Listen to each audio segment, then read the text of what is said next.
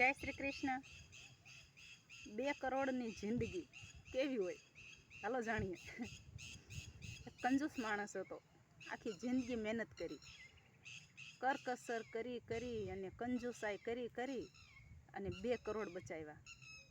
પછી એને અહીંયામાં હાંસ થઈ ગયું, શાંતિ થઈ ગઈ। બહુ મહેનત કરી અને એટલા પૈસા બચાવ્યા અને પછી એને એમ થયું કે હવે હું 1 વર્ષ લગી શાંતિથી આરામથી બેઠો ખાઈશ અને કાંઈ કામ નહીં કરું। એવા બધા વિચાર કરતા હતો ને ત્યાં તો ઉપરથી યમના તેડા આવી ગયા। પછી એણે યમરાજાને કીધું કે હજી તો હું મારી જિંદગી જીવો જ નથી, થોડુંક તો જીવી લેવાય દો।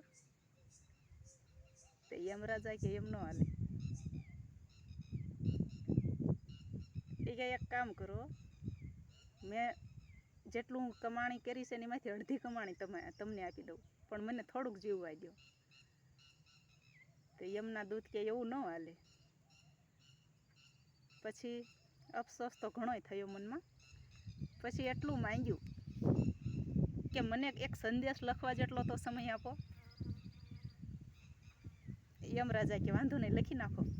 પછી છેલ્લે એ માણસ, કંજૂસ વ્યક્તિ જે હોય છે ને, એ છેલ્લે એટલું જ લખે છે કે કમાણી કરો, પોતે વાપરો અને ખાઓ પીવો। ભેગું કરેલા સંપત્તિ, ભેગા કરેલા 2 કરોડ જિંદગીની 5 મિનિટ ખરીદી ન હોય ક્યાં। એટલે જ્યાં સુધી જિંદગી છે કામ કરો પણ વાપરો પણ, નકરું ભેગું કરીને કાંઈ હારે નહીં આવે।